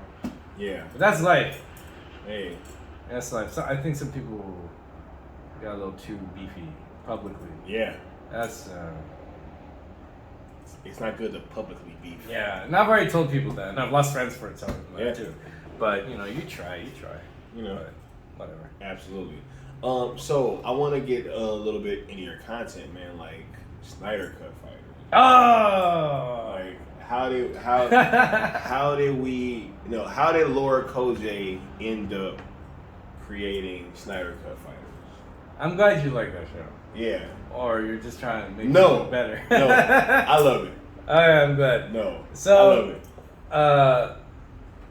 Back in 1997, we got me and my sisters were big wrestling fans at the time, the Attitude Era. We fell in love with The Rock and Rey Mysterio for me. Oh, so, 619. Yeah. So I had the worst wrestling game on N64, WWF Attitude. It's a horrible game. It wasn't like WCW versus Nitro. Those games were solid. Yo. This one was whack. Revenge? WCW versus NWO? Yeah, that's Revenge? good. Oh my god. Oh, I have that one. WrestleMania 2000? Oh, I gotta play that. I gotta hook them out. Yeah. Oh, I have WrestleMania 2000. But this wasn't that. Yeah. This is the whack version. No Mercy? No Mercy is good. But this was WWF Attitude, the game. I don't remember that one. You shouldn't. No one should. I don't remember that one. It's the Mortal Kombat 4 of the franchise. Those wrestling games on 64 were like... Those are good, but this is the one that was bad, and that's all we had. But what I'm saying is, like, it had a custom character, and we went to town, so me and my sisters, we created these custom characters consistently every wrestling game we got. So it's like we had our own pro wrestling story and storyline because we would have matches we'd record on VHS and watch them. So it's something that I always did. Absolutely. And it was something I already started on my channel. So, and it puts a lot of work putting it together. Getting to the point. So I had an idea one day because I already did my other series, the little video game wrestling series. And you watch the show, that's the WTF series. Yeah. So anyways, I had the idea of surprising my boy Rob Carlin. Yeah. Who he does Zach V Comics or Zach No, which is comparing comic book pages to his shots and his films, how they are like connected. Oh my goodness. He's awesome. Yeah. He's very passionate. That sounds I love that guy. Yeah. But he was a pro wrestler back in the day. In fact, other people in the movement are pro wrestlers or have been. Oh man! So and I do a podcast episode where I interview him and I go over his footage with him. It's on my channel. Check it out. But anyways, I thought, man, because he was an indie wrestler, so I was like, how cool would it be if I could make my friend and put him in a big arena ring like in the WWE games? Yeah. So I made him, and we were like, look, I'm in a video fighting. Then I had the idea. I was like, I already started Snyder Cut Fighters. Originally, Snyder Cut Fighters was going to be WWE superstars fighting for the Snyder Cut title. Yeah. And I was going to release the Snyder Cut that way. So I figured people would watch, this. Because there is a market where people do, well, not market, but there is a small niche where people do create wrestlers and post videos. Yeah. So I'm one of them. So I started with Rob Carlin, and I got ideas to get other homies on, and I was like, and then it just kind of became its own thing. So then I was like, hey, this is kind of fun. Everyone's kind of digging it. And I thought it was a new way for me to contribute and add more things just to tweet about, release a Snyder Cut. Because I just want different things to release a Snyder Cut. Keep that tweet strong, Absolutely. So, and have fun doing it. So I figure it's a most dorkiest, geekiest, in-house niche, like inside public joke. Right. But also a nod, because, a lot of homies and all that came in, and I'm still doing it. Well, last season. So it's just like my little pseudo podcast documentary love note to the movement while trying to promote it. And over time, other people got creative on it too. So yeah, I'm kind of proud of it. I'm very proud of it. That's super dope. Yeah, that's fun. That's super dope. But that's how it started. Yeah. Totally accidental, one idea after another. You just said that, this is like the last season coming up, right? Yeah. And it only seems right that, it seems like it's right around the time that, the Snyderverse is going to be getting restored. So it's almost like, because you've kind of been chronicling this movement. Yeah, in a pseudo way. Right? The Kojay Chronicles, right? You know what I'm saying? Or as Il Divino Vega had put it, the Kojay verse. The Kojay verse. Shout out to Il Divino Vega. Yeah. Shout out to Momentary Clarity that I shout out to Strong Arm Flicks. Strong Arm Flicks as well. I was getting to them, T Flame and Jeffrey Warfield. Watchtower. Yeah. You know what I'm saying? Absolutely. Right. But yeah, you kind of been here chronicling this, this movement, right? This entire time. And that's one of the reasons, right, why I think that I wanted to kind of speak with you, is because you're almost like one of our scribes, man. You know what I'm saying? Like, you've been here talking about it, and it's like you are a part of this history, yo. And I just think that it's important that these things are talked about, because if you really look at the people that are in opposition to how we feel and in opposition to our movement, right? They try to drown out the noise and kind of cause confusion, right? But I think that at the end of the day, most of the people that are in our community are positive and are just trying to, come up with creative ways to try to push the Snyderverse, kind of forward. And you are definitely one of the ones that have done that. And it's just it's super dope, and we appreciate you, you know what I'm saying, like as a community. You know. No, people come by on my channel. I appreciate it. Thank you. Oh yeah, man. I'm just a wild, weird artist. Wow, weird artist. Wild, Doing weird your artist. thing, Do yo. my thing. That is super dope, yo. Now, moving forward, right? Do you feel like how are you feeling about where this fandom has come as a whole, right? Like from beginning to we're getting towards the end of this thing now, right? What do you mean end of this? The end of the having to fight for legitimacy, right? Because Explain that. okay, I want to know more. What do you now I feel like right, we've kind of been fighting to legitimize our love for this universe, right? It's almost as if like we're treated like second-class citizens because we like the Zack Snyder take on DC characters, right? It's okay to like MCU movies. It's okay to like the Batman, right? It's okay to be fans of all these other things according to everybody else. But as soon as you say, hey, I like Zack Snyder movies, it's like, whoa, and you guys Yeah, I are don't like that toxic. double standard narrative. Right? Honestly, I don't like it. I'm sick of it. Yeah, I'm sick of it. yeah. It's stupid because here's the thing. I've been vouching for Zack Snyder since Man of Steel. Yeah. If you've ever supported any of Zack Snyder's DC films, I think you're a Snyderverse fan. You were part of the fandom because. And what's funny is over the years I've heard those people who hated certain things about Man of Steel change their minds. Yeah. So I know Wait, it's. what did Rotten Tomatoes just say? They said. I had no idea. I don't like Rotten. They came out with. I don't like. They Rotten came out with a vegetables. statement after the merger, Good for them. saying that hey, that they were wrong about Man of Steel. right? Right? Okay, I heard about that. Right? Yeah. Like it's ridiculous, right? But that is my point, right? It's almost like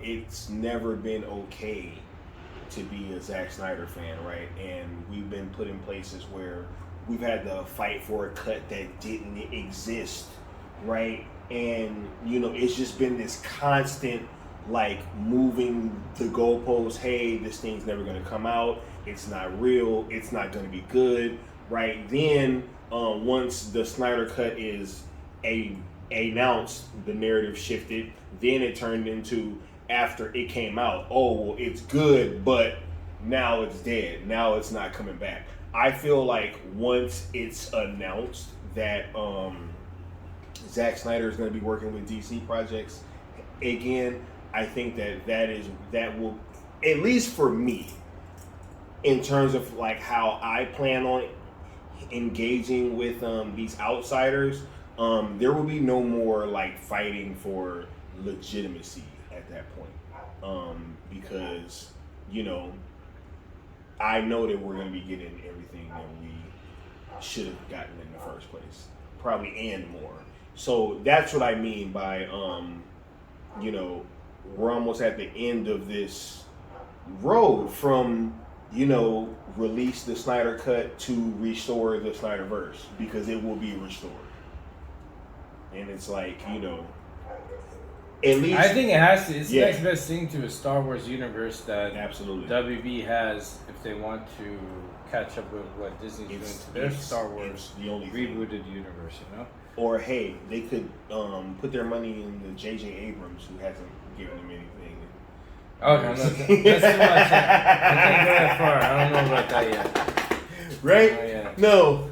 Well, I would like to backtrack if you don't mind. Go ahead.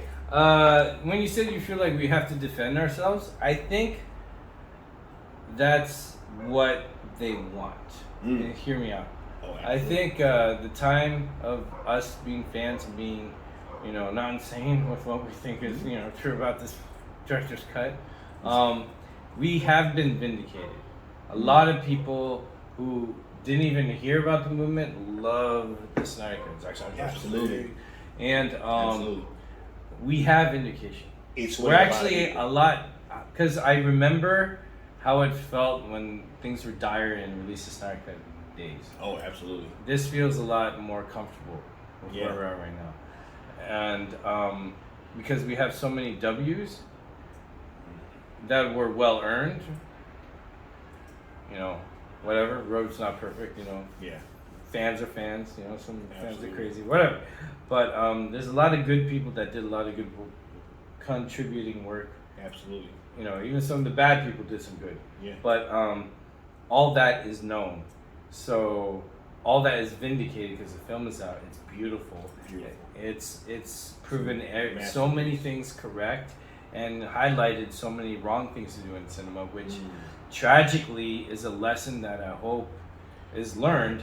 Now, what people are trying to do, who hate this universe and fandom, I feel they're trying to just keep throwing eggs, because everything I hear negatively about our stuff or whatever we like for our wins, it always feels like a reach, or it's an outdated thing from like 2016, recycled today. Very outdated. You know what I mean? Yeah, it is. So I feel that, you know, that stuff exists. Just trying to Snyder doesn't understand Superman. Yeah, this old school crap coming out after people are like, oh, he gets it, and then they're like, what? It's like, So it's like, I think they're just trying to do graffiti over the truth that we're just blossoming, you know, because we got a lot of stuff. Because what made Star Wars great is how much it was celebrated and how much it was expanded from creator to fans, the books, all these little nods and this and that. Yeah. You know, it's just growing, and I don't think they want that to happen. So they want us to feel like we're have to fight, but you know, I don't know. It's just like we're at a good spot, and We are. they're still trying to make it look like we're not. But yeah, I actually feel it's just great. weird. Yeah, like I I'm feel very great. comfortable. I'm very happy. I'm very comfortable with everything. we gotta remember we're that's been going vindicated. on. Yeah, And we have a lot. We have a lot more bargaining chips absolutely. with what we're celebrating, with what we have, and we can trend, or not we, I want to say the fandom can, you know, voice up anything about what we love, and it's known. Just on a random Yeah, day, that's why they're we'll get Zack Snyder. Yeah, that's why if like they change the narrative, like, oh, it's just a bunch of toxic dudes in basements or whatever, It's a bunch of Russian bots. or whatever, yeah, Russian bots. If they guess, you know, Or 40 people. Remember when we were 40 people? oh god. How long that was, right? Oh, we were 40 people for about a year, right? Like it's like, yo, we didn't gain. We didn't gain one new supporter. Yeah. It was just 40 of us for a year. Because it feels like they're trying to label the fandom as bad to trying to devalue it. Yeah. But you know, that's just jealousy. Yeah. So I don't know. I don't like engaging with these. I have a lot of blocks, so when I find out whatever someone says stupid, See, I find out from other fans. I think I that's my understand what you're problem. telling them. That's great. I gotta start blocking people. See, I don't usually block people, right? Like I'm just like whatever. I feel bad, right? so then I'm You know what I'm saying? And then I'd be like, whatever. But nah, I think I should start blocking and muting people, yo. It should cleanse my timeline. Yeah, I even block some movies. You know how you like a movie's post, and then like, thank you for enjoying the sweepstakes. Use hashtag unsubscribe to not get any more notifications. And I'm like, you know, I'm just blocking you. Sorry. I like blocked the word Doctor Strange and like Multiverse of Madness and all that stuff before I went and saw the movie, because I was already spoilers, like, yo, right? huh? You didn't want spoilers? Yeah. I hate spoilers. But it wasn't like a time thing though, where it was for like a week. But no, I think you're absolutely right about the trying to, you know, spray the graffiti on our artwork, right? It's just sour grapes, yo. But you know, I feel great about the fandom and, you know, where we are and what we've gone through. You know, I'm just as passionate, right? You know, and there's been you know, so many people, right, that have done work and have poured into the fandom, you know, that kept me going, right? And now, you know, that I'm in this space where I want to start making content now, you know, a lot of you guys that have been doing it for much longer, you know, you guys are inspiring people to literally, you know, kind of jump in and, you know, get their 2 cents in. And that's super dope. You know, and I just want to give you guys your flowers and stuff while y'all are here. You know what I'm saying? I'm giving flowers back because when people, when more voices show up like you, man, it's just carrying the torch.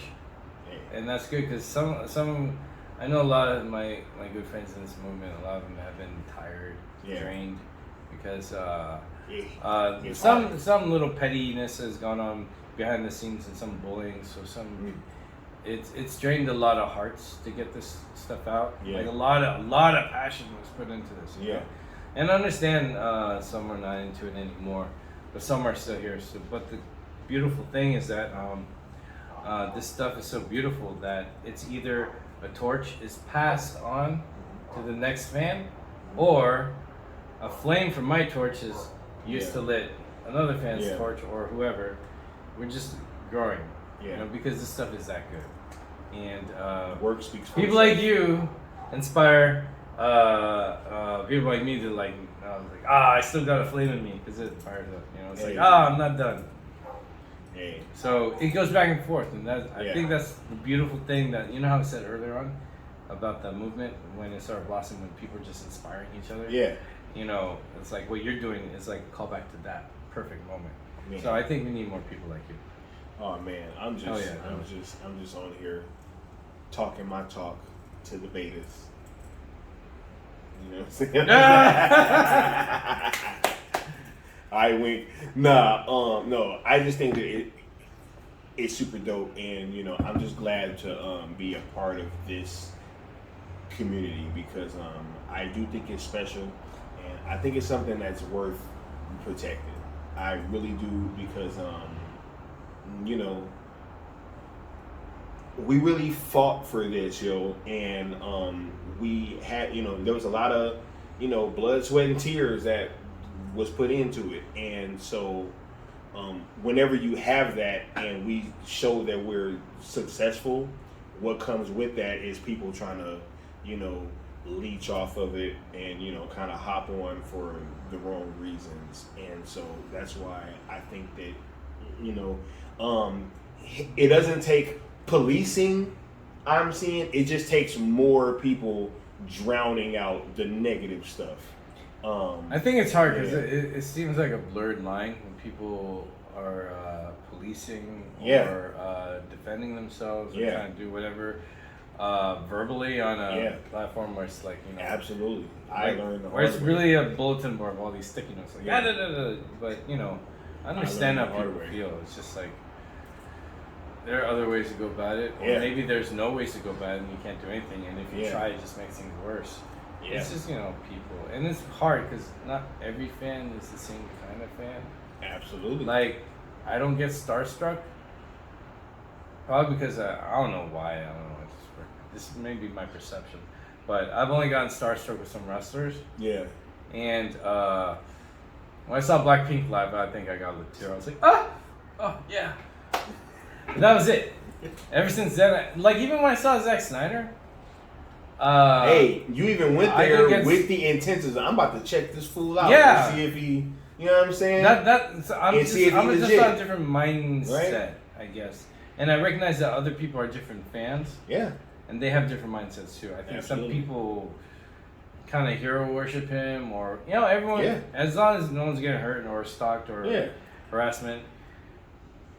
There's some harassment going on. That's just more of that bullying side. But everyone likes a celebrity or a person's work differently. I don't like hero worship, but you know, I do admire the guy's work. And like even when I met him, I just gave him a lot of thanks. When I was at Comic-Con, I got hyped for Snyder's work because I saw how many people loved this work actually. And that fired me up. And then that told me that, okay, the most fire about most passionate thing is the people who love this too. Yeah. That's powerful. And I Absolutely. think that's what people want to divide when they, try and go at us and all that. Because really they attack the fans because they want to attack Zack Snyder. Yeah. It's just spiteful, Yeah. man. Yeah. I just don't like when there's infighting, and I'm just at the point. You could just try it. I think, well, for me, I've tried to do what I can to talk to people. I know, but, that either went south or whatever. All different directions, I feel it. But, for me, I've come to a point where I'm just trying to be a better person with me, maybe lead by example. Because, I'm not perfect. I'm still making mistakes. I got enough to work on. Well, yeah, it's just tricky when people can't get along. Yeah. Because it's not legal to be an asshole. You know what I mean? And a lot of people are like, I'm going to be an asshole. Yeah, right. It's very easy. Just because. Yeah, click, send, done. Some right. people don't even care on the other end. And then people get riled up. Yeah, oh yeah. It's messed up. There's a lot of crazy mental health stuff. Yeah. So, I don't know. Some fans are scarier. A little bit too much. I didn't want to be close to him. But I don't get that. That's why I think one thing that got me level-headed, because people were like I even got weird DMs. Like, people have actually, I don't advertise it because I don't want to give it power, but some people have tried to harass and stalk me. Oh yeah. But I never went, whatever with it. I just dealt with it on my own. But I can see how that can, on a constant basis, that could mess other people up. Yeah. And I think a lot of people are doing that because they're like starstruck in a weird way. Yeah. And that's bad. But I don't know, it's a deeper problem with like whatever, online bullying or disagreements or unhealthy debates. Yeah. I think that's just a life lesson to go, it has nothing to do with fandom. That's just people gotta learn how to be better people to each other, even if we don't agree. So that's just going to be its own thing. But that's one thing that's set back. But outside that, everyone's still, there's more love than ugly. I just think that we need to focus more on, I don't know, a lot of things. Honestly, we need to focus on a lot of things, honestly. That's why I was like, there's a lot more than just the negative people trying to egg us on, Yeah, I just feel like we all should look to contribute in our own way, right? And, just do that, right? Because even with my content, right, like it got to the point where I was like, hey, I'm doing a lot of arguing.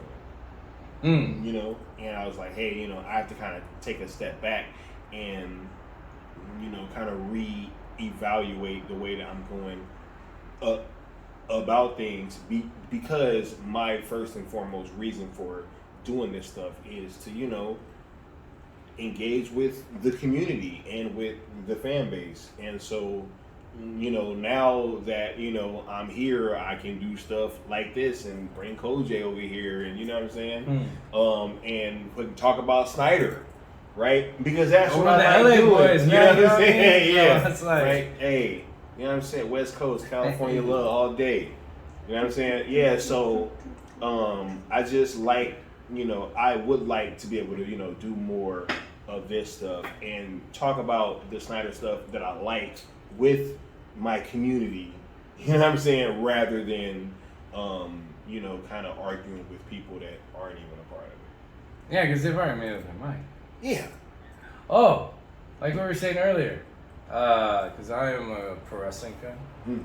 She doesn't notice, Who'd have thought? Who'd have thought, right? So, Snyder Cut Fighters. Right? Who'd have thought? so the thing is, I'm as a pro wrestling fan, I'm used to negative stigma that's spiteful, because everyone knows this, that people, okay, you don't have to like pro wrestling, that's okay. Yeah. But people who have used, it's fake. I don't like it because using that stigma, I think is a little harsh because it's spiteful. Because obviously we know it's fiction. Yeah. So, because one thing that I'll go into why it's important to appreciate fiction. But anyways, we know it's fiction. We enjoy it. There's an art to it, and then we see how it's done to enjoy, get lost in the story, get lost in the fantasy, and have fun. That's what it's about. There is a competitive part, but that's winning the fans over and pushing a character to be booked better. So there is it's like an art form that requires athleticism. And, that's why I think some people say it's a sport, because it has elements of sport, but it's also performance. So that's why I love pro wrestling. It's athleticism. You know how we're talking about Zack Snyder keeps training, and I think all artists and people should train. Yeah. To do pro wrestling as an art, you got to be trained as an artist. And then in order to perform, you have to be an artist to tell a story. Yeah. So it's like my two favorite things, fitness, martial arts. I haven't been doing lately since the pandemic. We were all talking about Del Taco earlier, you know what I mean? So I got a lot of work to get back in shape, But the idea is that, it's cool to see, fitness and art put together, because that's like what martial arts is. So seeing pro wrestling is like that for me. Yeah. It's a well, that's how I see it. It's a wonderful form of different things. So I broke it down and why I enjoy it, and someone's like, "Oh, it's fake." It's like, well, it's never. Do you not watch it's never movies? Real. So again, movies are the fakest thing, because there's a script, actors, the scenes are cut. It's not even shot in one shot. Hey, wrestling is one take. One take, and then you put music. It's edited. You have spatial effects. Makeup. So movie as an art form is more fake than pro wrestling, which is right there, and you can be a part of it. So if you don't like pro wrestling because it's fake, you shouldn't watch anything. And see, that's what triggers me. Or don't listen to the radio either. That's what triggers me. Because I hear, because I hear that negative content and all the time, and it triggers me, but I handle it better. Yeah. So I think that type of being a pro wrestling fan helped me have rhino skin with a lot of stuff with the fandom, release the Snyder Cut, to restore the Snyderverse. Any adversity came my way. Of course, I've been hurt a few times. I've been sad. I've been low. Of course, I'm human. But I bounce up back because, I'm kind of I'm aware of the negativity is coming from a place of ignorance. There's no love, just like to pro wrestling. No love. Like when people say, I don't like it's fake. Love. You could, exactly, more love and more honesty. Absolutely. Like if someone doesn't like pro wrestling, I don't like it. It's not for me. I'm not into it. It looks kind of, not for you. That's cool. But to add an extra spiteful thing, like I don't like it, it's fake. That's like what people hate, like our stuff. Like it's equivalent to like, because they're saying fake to insult it. Yeah. And in a weird way to me, it's like they're flexing ignorance. That's an anti-Snyder person. They're really insulting us because they think Snyder is fake. They think Snyder's not a real director. He's fake or he's not good at his thing or whatever. Again, same thing. So I'm just like, how I celebrate pro wrestling is like, I just talk about it.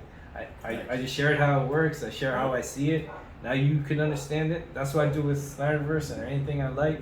So I think appreciation and awareness is also a thing that's going to help the movement. And in a way, I think that's what helped our message. That's what helped us up. It's like more people aware of it, aware of what's going on, aware of what happened to where we got Justice League and not the actual movie, Yep. So. Yeah, I would definitely saying who's right, who's wrong, or proving I'm right, you're wrong. That didn't really. Those seeds didn't blossom in any tree that brought any fruit, really. No. I would definitely say that we got a lot more fans post Snyder Cut. That didn't seem to have as many preconceived notions and biases. Even one of my best friends who. A much bigger MCU fan literally said like that's what DC should be after he saw that movie, and it was like absolutely. So literally said that's what they should be. So yeah, times are a changing, right? But yeah, man, I think what you do is super dope, and it's well needed. I want to thank you for your passion and your commitment to the fan base. You know what I'm saying? Because, without people like you, we wouldn't have been able to kind of keep those fires going.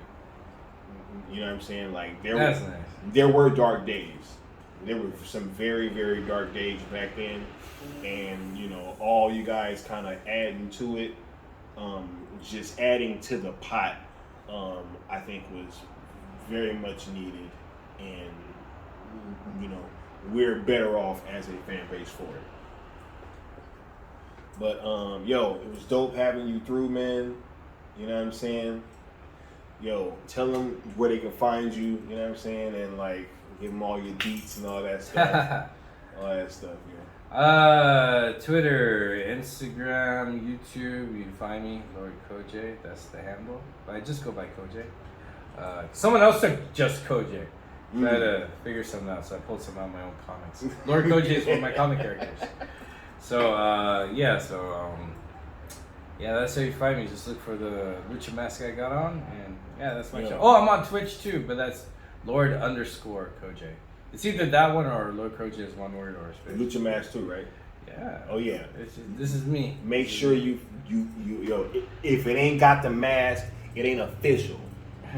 All right, that's his face. It's my face. Yeah, right. Rorschach. You know what I'm saying? No, because my content is just a bunch of geek stuff, a lot of video game content, but random stuff. But I'm looking to expand into new things, so stick with Did it. you finish that Arkham Knight series with the Batman? No, I'm still doing it. Oh yeah. Hey, check that out too. That's fun. Hey, it's like totally funny. It's totally funny watching him get better at Batman, right? Dude, I know how to play it before. I didn't know the mechanics. I was like, because when he started, it was bad. Yeah. You know, go watch episode 1. It's bad. Yes, and I was just like, I was sitting there watching, and I was just getting upset. I was like, oh my god, why is he not countering? Why is he waiting so late? This doesn't look like Batman. Like, you know, and it was even worse. He had Batfleck. I'm like, dude, Batfleck should be kicking ass at all times. But the story's kind of. Look, I'm gonna be totally honest with you, right? I was hyped and I loved that game right up until I figured out that the Arkham Knight was gonna be Jason Todd. I got so upset. Like, I already figured that out because it was too early in that game. As soon as they started showing them little Joker flashbacks, and I was like, yo, it's Jason Todd. I was like, yo, I can't believe that they sat there and that's said like that. so obvious. They should have done that later on. I haven't even finished it, but they say that later on. That's a huge reveal. No, it made it so obvious. Yeah, because Arkham Knight is so thirsty. He's like, I'm gonna show you what you did. Later, every time this fool shows up, he's like, oh, Batman, I bet that really hurt. Yeah, but now's not the right time. I'll catch you later, man. Later, it's like I'm like, oh, what? And then every traumatic thing that happens, you're like, oh, this is bad. Okay, next to the task. You know? Is it your first time going through it? Yeah. Oh man, yo. Look, the gameplay is amazing. I love the gameplay. The gameplay in the world gives me a Batfleck vibe. That's what I'm doing, you know? Driving around, smashing around in that car, man, is super dope. But yeah, I just didn't like the whole Jason Todd Arkham Knight thing. I was like, yo, I just, you know. The one with Red Hood to Kamen Rider, he's like that outfit, man.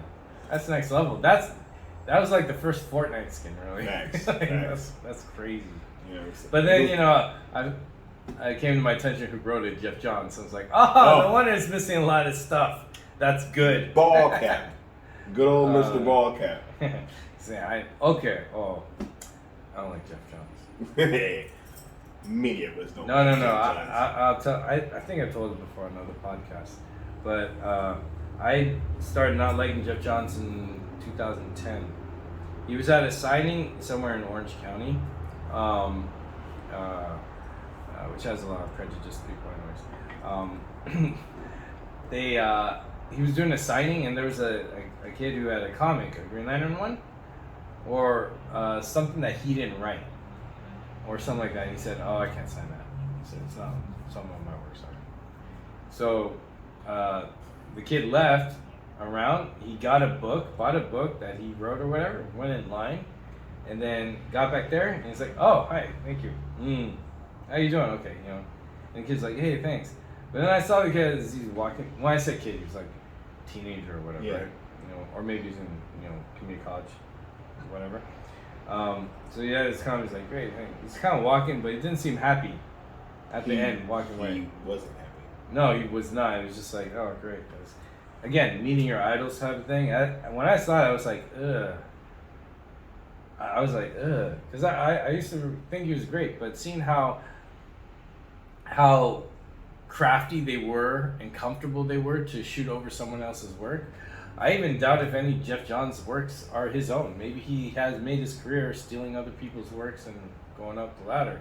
Because, I don't know, he just, with everything that we know went down in decisions on other projects like Krypton, he said, you know, the black characters can't have curly hair. It's offensive to him, or it's not Kryptonian to him, or some BS like that. Crazy, right? All these little things that I've known, heard about, and seen of him, that gives me the wrong vibes, which is the type of person I hope Snyder wasn't. Yeah. From when I went to Snyder Con, it's just like. Which is why you had to go check. But my issue with this guy, and I go in detail with this with my boy Parademon 44. Yeah. Return of the Cool. Shout out to you, bro. Mad love to you always. We had this like podcast, Source Wall. Mm-hmm. It's still up. Link is on my channel. I put all my like truth and rant in there, like Jeff Johns and all these guys, and it's just like I don't understand why someone so negative is telling stories of heroes. It's like villains writing these stories. And, I really don't like this guy. And speaking about hope and optimism, always, right? Which is always. Weird. Which is weird. He said, "Well, hope and optimism." Yeah. So if DC's honestly putting stuff like this, I've been turned off to a lot of DC. The only DC I'm enjoying is stuff that I already have. DC Universe Online, some video games maybe. Mask of the Phantasm. Oh, that was a dope movie. And that was beautiful. Also, yeah, just anything I'm enjoying in DC is everything that's I already have. Yeah. Because I just don't like that they cater to the wrong people and then the right people get, you know, abused. Yeah. Make DC great again. Just be better people, you know, all Yeah. around. But it just looks like they're investing in. I don't know how these. I don't know. Maybe they got some messed up stuff going on that they're still in league. I don't know, man. How does something so bad fail upwards? I just don't get it. It's just not. I don't either. There's not. I don't know. I'm just turned off a lot of DC if it's not Snyderverse, because everything that's not Snyderverse seems to be made spitefully against it. Like there's some thumbprint Especially that's Flash. spitefully against it. Especially this Flash movie. That's what I get. Which That's is what why turned I'm off. not really surprised at everything that's been happening with it. You know. Well, it's not our Flash. Yeah. And people are like, well, it's Ezra Miller. I was like, Ezra Miller already starred in a Justice verse movie called Justice League, you know? So did Jason. Yeah, Jason Momoa, Gal Gadot. Gal Gadot. Like, Justice verse has all our people in it too. Yeah. So just because you cast the same actor doesn't mean it's part of Snyder. It's like, come on, guys. Don't mean. So that's why I don't care what happens to it. It's not. Yeah. It's not Snyderverse. It's not my timeline. I don't care either. I'm just gonna watch it burn. You gonna watch it? I said I'm gonna watch it burn. Oh. No, I like Eternal Sunshine of Spotless Mind. I'm like, no. This Flash, they said it's like 40 writers that have touched this script. Like, you know, really? Yeah, it says over 40 writers. What? That's not a good sign, man. It's not. That is not. How long has the movie been in development? How long can you remix a remix of a remix? I have no idea. They about to make us find out. Oh man! Oh, the pain. Yeah. Oh man, I want to thank my boy Koj for coming through. You know what I'm saying? Thanks for the kind words. That's too much. It's been real, yo. Like, you know, just talking about myself. The Snyderverse fandom is real. You know, we are not toxic. That's part of the reason I wanted to, you know, kind of start doing all this stuff. We are not toxic. You know, we are a loving, caring fandom that care about each other, and you know, we really pour into one another in any way that we can. And you know, this is what we're here for. Restore the Snyderverse. Release the air cut. Make the Batfleck movie. You know what I'm saying? Hashtag Mikey was right for all the betas. You know what I'm saying? Give Alita her sequel. Hey, yeah. Shout out to Lead Army. Yo, I love that. Hey, that movie is dope, yo. That movie's dope. That goes hard. Yeah, facts. Mm-hmm. Facts. Shout out to Robert Rodriguez. Did his thing. You know what I'm saying? But look, I'm going to catch y'all next time on OG Talk with Skiiwalker Tha Jedi. You know what I'm saying? Hey, it's Koj. We out, yo. Peace. God bless.